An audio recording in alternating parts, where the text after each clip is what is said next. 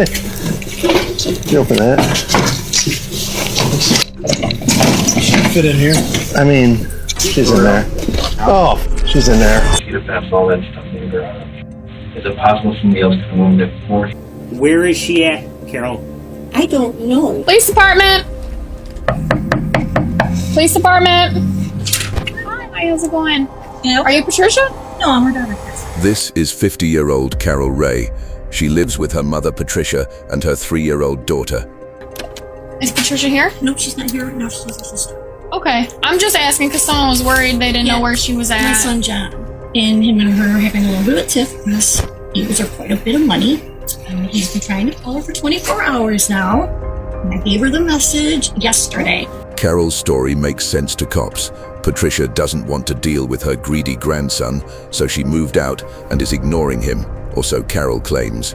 Police have no idea the horrifying secrets lying just feet away inside the house.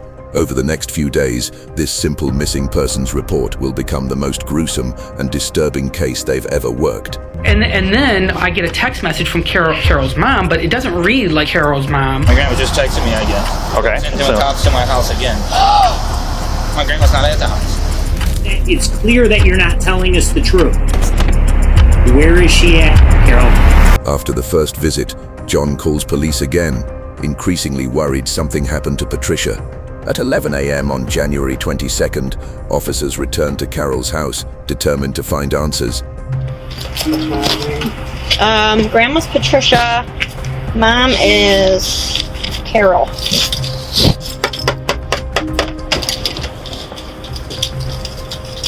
Hi. Are you Carol? Yes. Is Patricia here? No, she's not. She's getting her B12 shot or something like that with Dr. Positive. It's not written down anywhere in here? Maybe on, no, she writes down on with Dr. T on the old calendar. This little girl. This is my daughter, Allison, her granddaughter. Hi. Oh, okay. Does she live here with you? Yeah, we live together. Your grandma? Yeah. Or your My mom? mother. Sorry. Yeah, Okay. she's been staying over at her sister's house for a couple of days because we just got diagnosed with pneumonia and got home from the hospital. I had diverticulitis that ruptured. Okay. So She's back here though, staying here primarily now? close. I mean, all of her clothes and everything are here. She came by yesterday, and she was here not last night, but night before last, and she was here yesterday until about 5 p.m. and picked up her medications and a fresh change of clothes and stuff like that. Okay. The only reason we're here is because your children are concerned about your grandma. My son John, he sent you guys over last night, which I contacted my mother about, and she had a fit and was going to go down to the Roseville Police Department today about it. Well, there's a little bit of a financial money issue between my mother and my older son John. Okay. And he borrows a lot of money from her and doesn't repay it.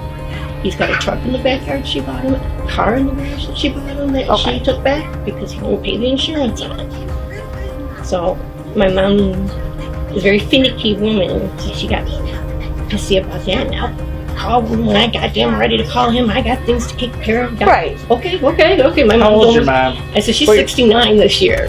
According to Carol, Patricia is home and at the doctor's getting a monthly shot. Everything lines up. Patricia stopped talking to John due to a money dispute. John, being caring, got worried something darker was happening. It seems like miscommunication. Officers decide to get Patricia's information and check her room just to be sure.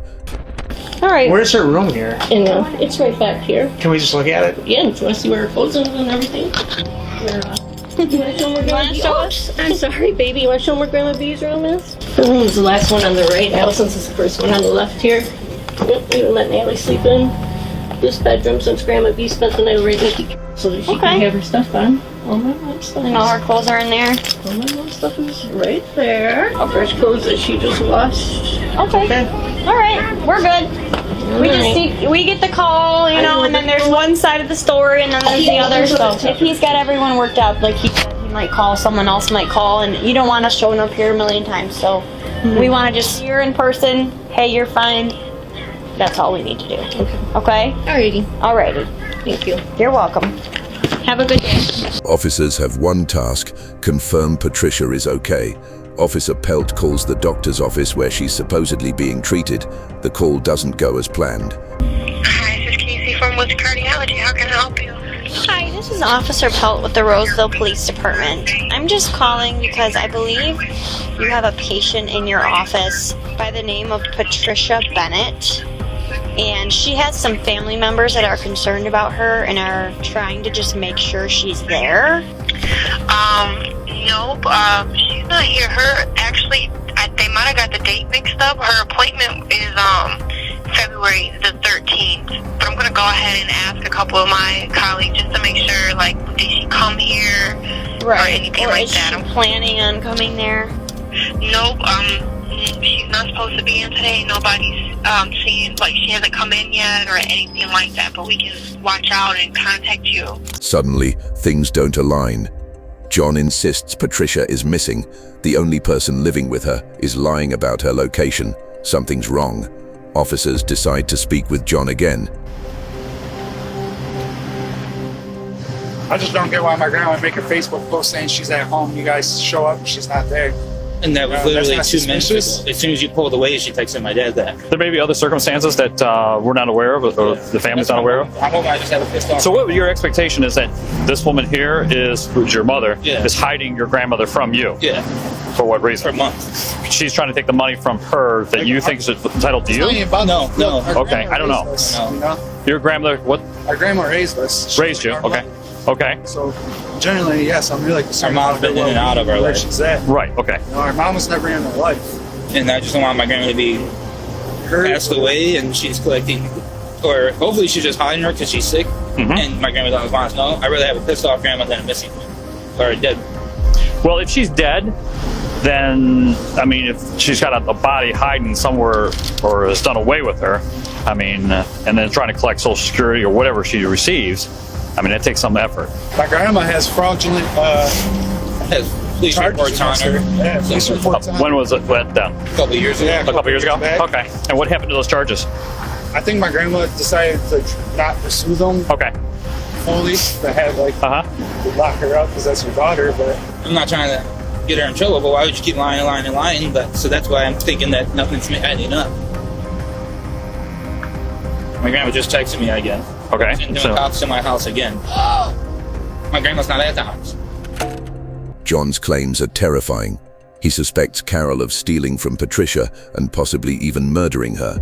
Accusing your own mother of murder is serious, but there's no evidence Carol harmed Patricia. The claims feel drastic and premature. Officer Jarobic thinks John's claims are over the top. He takes John to the station to file a missing persons report and learn about his history with Carol. John is joined by Carol's ex-husband, TJ, who has important information. I'm just going to record you and I. All right.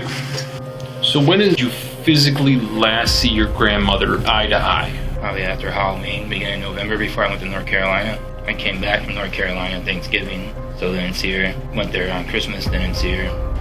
I've been calling her and asking her to call me. I need to hear your voice, or have my mom have you call me. I need to hear your voice, or I'm gonna do a welfare check. I threatened that a couple weeks ago. All right. Yesterday I just cracked and finally called it in. And now you haven't had any voice contact with her since Thanksgiving? Somebody's been texting me off her phone or off her Facebook. I know it's not her just because of the words they use. It's not how my grandma talks. When was the last time you saw Carol? Last time I saw Carol, period. Not Carol, Patricia. Oh, okay. I'm like every time I drop my daughter. yeah. We're like Patricia. Patricia. Contact with Patricia, yes. Yeah, it was around Halloween time. I did receive one text message the other day stating that she was sorry for holding up Carol. Carol and my daughter were supposed to hang out because it was my birthday this weekend. Getting around 6 o'clock, I started texting her. I'm like, what the fuck's going on? You know, it's my birthday. We're supposed to be celebrating it and blah, blah, blah. Carol, and Allison are supposed to be celebrating on Sunday, your birthday. Right, and then I get a text message from Carol's mom, but it doesn't read like Carol's mom, but it says, sorry, I'm holding her up, signing over the cars and giving her title to house and insurance stuff so she can get that stuff fined Monday. It gets kind of, when Carol types, a lot of times it comes up kind of misspelled. It's because she doesn't wear glasses and stuff like that. The only contact that you've had with her was from a random message, and she said that she was with my aunt. So I did some research. I went there today and spoke with she hasn't spoken with my grandma since 2015. Remember, Carol said Patricia moved to her sister's house? John visited that house. Patricia's sister says she hasn't seen Patricia in over 5 years. And she was messaging me today while we were there with the cops, saying that she was home, and messaged my dad that she was home when we know she wasn't there because the cops were there. My dad screenshotted them all and sent me those messages. Okay, can you email those to me? One thing I do know, and I mean, in this type of situation, I would hope it's more true than it is the other, is I've known Carol since I've been 20. I mean, like, boldface, like, you can show her, like, here's a picture of you, and I have. Here's a picture of you doing this, and da-da. It's not me. I mean, so she's always been a chronic liar, especially when she's off her meds. Because she does take lots of medicine, longer than I think even we were together. I mean, I'm sure you can get her list of medicines that she was taking, but I guess she lost her therapist, so she has not had medicine for the last couple months. And when that happens, things get kind of wonky with her. Any other conversations? Other than calling the house phone, social media, off of like Messenger, calling her that way, texting her, nothing. And then on 12th of January, my mom texted me off her phone saying, Grandma B is sleeping, getting over pneumonia here. I was like, have her call me. I need to hear her voice. She never does this. She always calls me. And there was no response. These interviews clarify why John thinks Carol killed Patricia. She's been lying for months. Nobody's seen or spoken to Patricia, yet she has access to Patricia's money. Carol lied to police about Patricia's whereabouts. She's clearly hiding something horrifying. Police visit Carol's house a third time. This time, they're not leaving without answers. Hello. Hi again. Hi. Is she here now? No, she's up at the Liver Cancer Institute getting her B12 shot. I'm sorry, I don't mean to be gripey with you, but where is she at? We're just getting conflicting information, that's why. The doctor's office that you told us she went to, she's not there. with cardiovascular is where she goes. Dr. Topazio is who treats her lymphocytic white blood cell cancer. Not the white blood cell cancer. Okay, because you said she was at Woods Cardiovascular. Because she has a lot of doctors. What's your daughter's name? That's Addison. Addison. Allison. Allison. It's just getting conflicting information from... That's a nice balloon. Well, it's because Can I see it? Oh, thank you. I can't keep all of it. Woods Cardiovascular is where she's been treated. Yeah? So Is where she's been treated for a long time with Dr. And how did she get there? Her sister drives her, or I drive her. You didn't drive her today, so today... And sometimes her neighbor across the street. How did she get there today, though? I believe her sister. Her sister? Yes. The sister that lives in Warren? Yes. Okay. But you don't have your sister's number? I don't talk with my aunt or my uncle. Well, last night, Okay. She stayed over there. when the officer came here, she did not speak directly to her. No, she spoke to me. Okay. Because she was at my aunt's. She was here night before last. Is that your phone? She was here. Yes, that's the one I just gave you.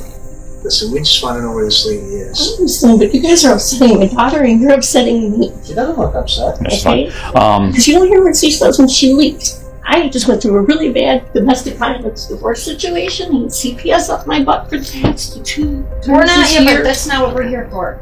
We're here to find out if your mom's okay. We got a bunch of people who are concerned about her, and no one seems to know where she my is. son's father, my son, and his brother, which he's got his brother on high alert now, which his brother's wife was just here yesterday morning while my mom was laying on the couch to pick up $200 to do her tabs for the car, for my son's car. Right. Okay? Yeah? I mean, I can show you a picture of my daughter and my mom She's sitting on sending the couch. messages telling everyone she's here. She's currently here. Now she's coming back here because she just called. She just called. Why don't you call her right now? While we're here. Yeah. And she's on her way, then shortly we'll be able to resolve this. Can you turn us back on to her? Yeah. You can see That's that fine. I'm actually... Oh. You want to put on speakerphone? Will she answer you? I don't know. She went up there to get her B12 shot. Notice Carol's drastic change when asked to call Patricia. She's no longer deflecting. She's soft-spoken and deliberate. Watch her body language closely. I know she's supposed to be calling John because John's the one that started this like 3-4 nights ago, threatening to call if she didn't talk to him. Yeah, if she didn't talk to him by noon the next day. I had her call before she went to Sam's Club. It was like 11:45, 11:50. Is it possible then that she could just speak to John? Directly? Yeah. Well, then why hasn't she? Like face to face, so that they're at ease. She's not answering. We're sending messages to Do each you want other. to call her again? And people are just concerned. I'm sorry. Yeah. She was talking, you were talking, the phone was ringing. What did you say? Why can't your mother directly speak to John? Not through a message, not through text. She can. FaceTime. I don't have nothing to do with her and John, though. Well, that's why we're here. I'm getting stuck in the middle of it. Yes, we and so are we. So are we, and we have to figure it. We have trying to to get see her. You want to just try to call her again? What's the doctor's office she's at? Which the Weber Cancer Center is behind Macomb Hospital. Officer Pelt calls the doctor's office. Again, Patricia is nowhere to be found. Officer Pelt knows something's off and calls in Detective Jerebex to officially question Carol about her lies. Grandson doesn't live here. Okay. If this does go downhill and she starts making any admissions, let's stop, get her to the station. We'll do a search warrant, whatever we have to do for the house. But if she Do starts, you want to do a consent search first? So we can gather anything else first? Does she have consent?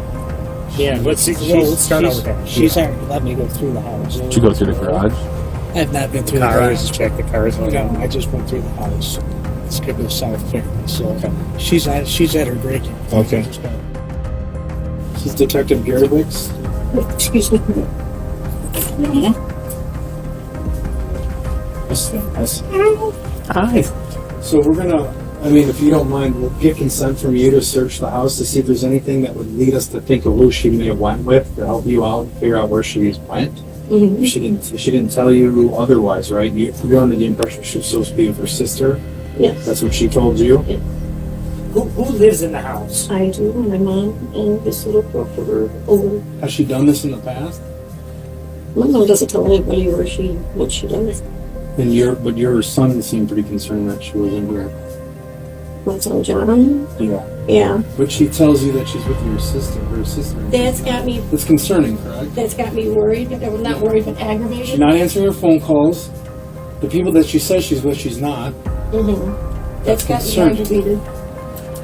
I won't feel right if I leave this house without looking for anything that points in the right direction. Mm-hmm. I want to do my job properly and make sure that, and I guarantee when she walks back in this door and she finds out that I searched for her through her stuff to help try to find her, she's probably going to be okay with it because that's what most people will be okay with, correct? I'll open up her bedroom door so you can see her stuff or whatever. I'll unlock the car for you so you can look at it and whatever, or whatever you want to do. I don't want to sign anything and get in trouble. Okay. There's all of her clothes. Okay. When your mom left, did she take like a toothbrush, a bag of clothes, like she was spending the night anywhere? Well, she had a purse on her and her coat and boots. Yeah, does she normally sleep over people's house without, Well, she does. She did this time. She has in the past. Puzzles. so she does have she's doing. obviously medical issues. Oh yeah, she's had medical issues for a while. She takes What I'm saying is that that's also, when we're looking at somebody being missing, it's concerning because anything can happen. She's had COPD, she's had a stroke already. You understand, she's out there. You don't seem very concerned. I'm more concerned for your mom than you are. I am concerned. I've talked to her and seen her in the past 24, 48 hours. But now I'm frazzled because she's lied to me about talking to my and I don't know why she would do that. So, we're concerned because your mom left, but she didn't even pack a bag to go, For an overnight, she normally won't. Even when she came out to my trailer that I was remodeling. Carol, obviously something probably happened to your mother, right? You know something that you're not telling us. That's apparent to us. We're trained investigators. We know when something's not right and something isn't right. You have many people outside of you that are concerned about your mother's whereabouts. Where is she at, Carol? I don't know, because she honestly said was what she told me when she left here. Now listen to me. A few things. You're lying a lot. Okay. I'm now at a point where I don't believe anything you're saying. Okay. I've now confirmed another part of your story that's wrong. So you need to come clean now. Let me know where your mother's at. If she's in this house or in your garage, that she passed away from natural causes or whatever it is, and you didn't want to do anything because maybe you needed some extra money for Social Security or whatever it is, we can get through it. But right now, what you're doing is you're hiding somebody who's possibly dead. How you doing, sir? How about yourself? Not too bad. Are you Ricky? Yeah. Okay. Gonna step back here. Some of these detectives want to talk with you. Detectives? Yeah. What's going on? Oh, they'll talk with you. When was the last time you saw Patricia? Like physically saw her in person? Physically saw her. It's probably been about a month. Would you mind coming to the station with us? So we can just sit there and talk? It's just Well, we're trying to find, we want to find Patricia, but we're getting... she's not at her sister's house. No. How long She's have on me. She's lied on me. Who's lied on you? Like Carol. Carol? She's cheated on me, yeah. Because she's the one that told me that she was at her sister's house. Ricky seems to have no idea about the crimes. More importantly, he agrees to a search of the property, granting access to most of the home. A cursory look is now legal. They start searching the backyard and cars. They begin by searching her backyard and cars. Someone's got to search the inside. Who's with her? Help. Huh? Help's with her. Oh, Help's with her.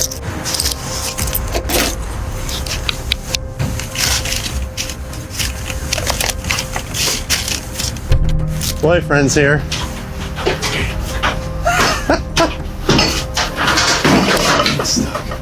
Just want to look up here real quick.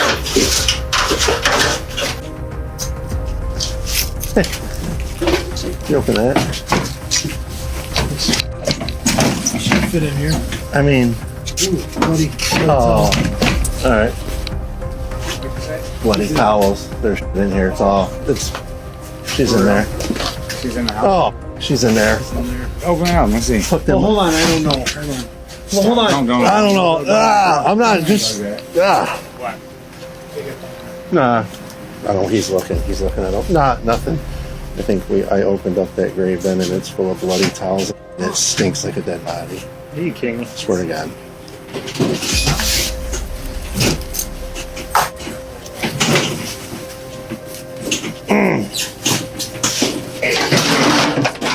You gotta get the search warrant. Huh? For what? If it's in there, Bodecker wants us. For what? If We're there's searching for the There's a body. bloody Yes, pillow. if There's a there's bloody one- pillow in here. Sorry? Yeah, there's a body. Where? You can see the legs from the far corner. Okay. Close back All up. right. Sure. I'll go get the thing up there. Somebody said he was back here. So he needs to. Everybody needs It's to. at the, That's a boyfriend. He just showed up. We've been looking for him.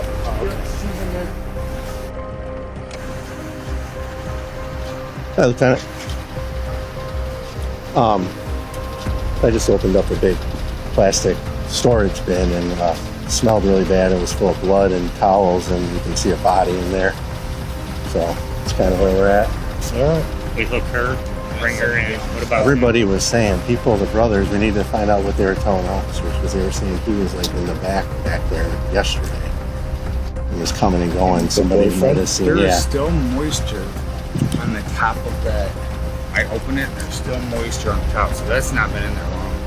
And they were somebody we got to talk to over there. They said, hey, you know, the door was open yesterday and he was coming and going, and then all of a sudden his car was gone. This dude? Whose boyfriend is it? This is the girl with Carol's. The daughter. I say we bring him in. Yeah, now. They find Patricia's body in a storage bin. It still isn't dry, meaning the murder happened less than 2 months ago, just as John suspected. Carol killed her mother and covered it up for weeks, but she may not have acted alone. Ricky's been living in the house for months. Police believe he must have known. Police arrest Carol immediately and detain Ricky. Carol, go ahead and stand up for me. walk around with Jane's handbag, okay? I think you know why we're going, but I suggest you think about what you need to tell us, okay? I might have my knife on me over there. After their arrest, Carol and Ricky wait in jail. Hours later, detectives bring Carol in for her first interrogation. Obviously, Carol, we're here to talk to you about what's going on here. Further we let this keep rolling, the further it's going to get without you being able to, shed some light on this, okay? The goal isn't to get Carol to confess. She obviously did it. It's to determine motive and figure out if Ricky was involved. When I say something and it comes out wrong or something like that, you want it because it was an accident. I'm doing yourself. I explain the process. You explain the truth and it will come out as the truth. I don't believe so. I can't give you advice, but if you want to tell your story, you can tell it how it is. I don't have to ask any questions. If you want to get it out, you can do that. At the same time, once I tell you your rights, if you don't want to talk, you don't have to talk. That night, we were sleeping between 1 a.m. and 4 a.m.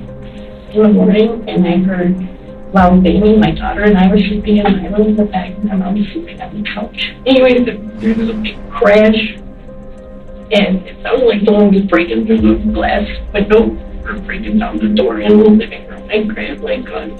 I went running down the hallway. I had my finger on the trigger like an idiot. But I went, not running, but walking fast down the hallway. And I hit with my right foot to the shoulder at right in my hand like this. And it went off. Doing anything when I shook her shoulder, and then I heard gurgling. And I screamed, Mom, and pulled her on the floor. And I noticed that there were tears coming out of her mouth. But I thought somebody had broken the window or something like that. There was a huge, loud crash. Highly emotional suspects struggle to recall details, often stuttering or unable to form full sentences. Carol shows none of this. While crying, she gives a detailed timeline of how she killed Patricia. This suggests her story is inaccurate and the murder wasn't a mistake. Detectives now have evidence that contradicts her story. The next day, they bring Carol back. Watch how they use this new information to break her story apart. Going off of what you said yesterday, I know you said you're walking down the hallway, rather quick, you heard a noise, get the gun in your hand, the Ruger. You're walking, the owl was right there, you tripped. The gun, you your finger on the trigger, and the gun went off, correct? Okay. You saw your mom bleeding, and then, I thought you said you saw it coming out of her mouth. Right away, I went on and it freaked me out, and I dropped it, and I screamed out, and I pulled it like this. I don't know much about her. Called her name. Called her name. She was like, it was just that. And it was just gurgling sound. It was completely not in my mouth. The cops seem understanding and compassionate, but they've positioned Carol in the corner with themselves, between her and the door. They want her to feel so cornered, she finally tells the truth. For now, the nice guy act is just to build rapport and get her talking. So after that happened, obviously you found your mom in the container in the garage. Now, obviously my concern is kind of understand how she got there, but you gotta explain to me, because to me it seems with your back and everything that you can do this by yourself. So can you walk me through? I understand, obviously, panic, everything sets in, you're freaking out, and it's your mother you love, right? And so, baby was waking up, okay, kind of walk me through the minutes after all that happened. Let me ask you this, was Ricky there that night? I don't, you don't have to give them, you can walk down. An important part of this interrogation, figuring out if Ricky was involved. Carol claims he wasn't on the scene. They'd been arguing. Cops will interview him later, but there's one question about him they can't answer. So Allison was sleeping with you. Ricky wasn't there. Fence was off. Here's the baby waking up. what happened next? Did you leave your mom on the couch? Did you move her somewhere else?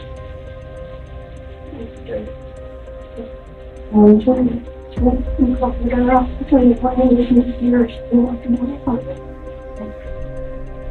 understand that. Very hard to understand. Obviously, we're operating under panic, right? I mean, I can picture myself in the situation. Panic. You got your daughter there. Where did you move? Where did you move her from the house to where first? We found her in the garage. She moved anywhere before the garage. Directly in the garage. Okay, so this is where this is where I'm concerned with Ricky.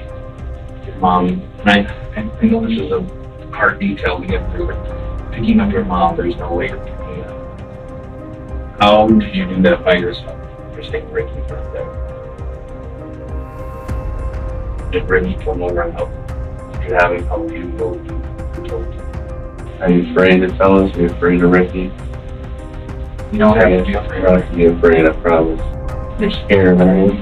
Carol stays silent for almost 30 seconds after this question. She could be scared of Ricky and the consequences of implicating him, or she's terrified of her situation. She's going to jail for life. Either way, cops are giving her moral excuses, hoping she'll talk. She panicked. Anyone would have. The best thing now is to tell the truth. I mean, people panic. People make mistakes. Yeah, I mean, you know what happens most often in fleeing, when you flee from an accident, it happens all the time when people panic, right? Let's say someone gets in a car accident, they smash into a car and they take off left or center, end up dying. They hear them on the news, and then the lives keep going, and they're like, shit, I should have stayed, but I didn't, right? That's the mistake that you made. I should have, but I didn't. I don't want to keep revisiting, but I have to. How did you get the toad out of the house? Cheetah fence, all that stuff in the garage. Is it possible somebody else could have moved it for you? Cops focus on Carol's inability to physically move Patricia to the garage, a sign someone else helped. But this isn't getting them anywhere. It's not enough to implicate anyone, and it's not making Carol talk. But detectives have one piece of evidence they've been saving. One that will prove everything Carol said is a total lie. The other thing I want to bring up is they obviously did an autopsy on your mom.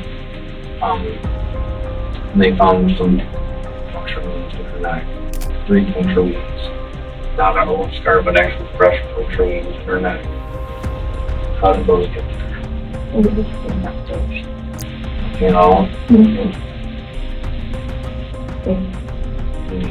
Stab with anything after the fact?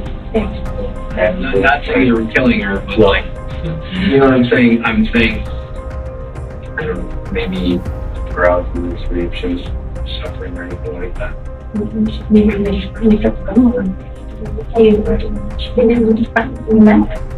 Because here's what I don't want to get caught up. Was that once they tell us exactly how deep they were, if it was a cause of death or contributed cause of death, it'd be really bad. So we have to get everything out here now to try to do something with those wounds that don't cause those wounds or anything like that. So I want you to think right now, what could have possibly caused those puncture wounds in her? I don't know if she had testing or anything like that. I didn't hear anything. Preliminary, you look like knife wounds. Kind of fresh. Well, like fresh, but puncture at the end of a knife there or something. A gun accidentally going off? Unlikely, but believable. But 2 fresh, deep knife wounds Carol never mentioned? That's hard to explain. This implies the murder was intentional, and Carol knew it. She's been trying to cover it up. And again, I don't want to put words in your mouth. Don't want you to implicate anybody that's not implicated. That'll get you in more trouble. That'll get you in more trouble. So as we sit and investigate and continue to investigate in the days and weeks, months to come, more things are going to come out. I'm pretty certain of it. Does Rick know eventually what happened? Not to my knowledge. Does Rick know your mom is in that? And Not that I know. I didn't tell him. Say anything too that leads you to believe that he knew? Did you actually not have a mistake? Did you actually need to kill him? I did not want to kill him. Well, I'm not saying that. That's all I'm saying. I'm saying, do you understand where, when these things can be answered, that's kind of odd. Can I ask you this? What's going on in control? Did you freak out after you shot her and she was still breathing and you wanted to make sure that at this point, no good for her to be like this? Absolutely not. I wouldn't know. Absolutely not. Then maybe you kind of help her to see, like, it sounds terrible, but like, is she alive? Is she out? I know. Okay. After over an hour, Carol won't deviate from her story despite new evidence. Detectives are no closer to a confession or information about Ricky, so they bring Ricky in for his own interview. Do you have any idea what's going on? No, I don't. You have no clue? Somebody at the house said something about Patty is not at her sister's house where Carol was telling me that she was at. When was the last time you physically seen Patty? You guys call her Patricia? Yeah, Patty, Patricia, and I'm gonna call her Patty. I physically seen her about, I think it was like a month and a half ago. It was before Thanksgiving. How often do you stay at the house during time of this? Every day. I've been there except for, if it was like the 8th and 9th, I went home to my mom's house. So you've been staying there every day? Yeah. Ricky is much more open, giving better answers. He seems calm and helpful. Right now, he doesn't come across as an accomplice or blackmailer, but there's still time for cops to catch him out. What about Carol? Does she work? Does she have a job? Does she go anywhere? What does she do with most of her days? Most of her days, keeping Allison busy, cleaning the house, doing what she can. But she needs some major surgeries. Any financial issues with you or Carol or Patty or anything? Nothing. Carol took care of the bills. You know where she had the money to if she's not working? Then she said she had a joint bank account with her mom. Carol been acting strange or suspicious to you or different? She's bipolar, so I always said that she was the world's greatest actress because I can't tell when she's being sincere or not. That's in addition to bipolar. They're compulsive liars, and I've been caught in a lot of her webs before. I've been telling her she's been feeling more distant. Ricky, I mean, I don't really necessarily know you, obviously, but you seem pretty nervous to me. What's going on? Is there something you're nervous about? I'm not nervous about anything. Where did you sleep when I was mostly in the bedroom with Carol. Carol's bedroom? Where did, sometimes I'm on where did Allison sleep? Mostly in her bedroom. Let me ask you about the garage. You ever go in the garage? Yeah. Never? Hardly ever. When's the last time you think you were in the garage or on the premises? I think we went to go look for a screwdriver. Jeez, I don't even know. I think it was early December. It's been a couple of weeks. Did she have you go and look for it, or did you go? No, she came with me. Compared to Carol's interrogation, this one is laid back and relaxed. Ricky seems to genuinely not know what's going on, but cops notice he's a little nervous, avoiding eye contact, soft-spoken. To clear things up, they put the pressure on to see if he breaks. Ricky, we got a problem. We got a real big problem. I think you know what it is, and I think you need to be honest and upfront with us. So we're going to give you the opportunity now. Tell us what really happened. That's what happened. What happened? What I told you. I'm not talking about the little details we've been asking. I'm talking about with Patty. Patty, I don't know. She's been at her sister's house as far as I know. We know Patty's deceased. Patty's got a gunshot wound to her, and she was found in a tote in that garage. So you have to tell us everything you know, so you don't implicate yourself anymore than history. Because here's the thing, Ricky.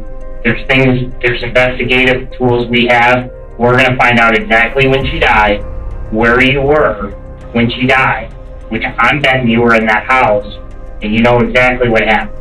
No, I don't. I never had a problem with Patty. I'm not saying you had a problem with her. I'm not saying that at all. I'm saying you know something. I don't know anything. I swear.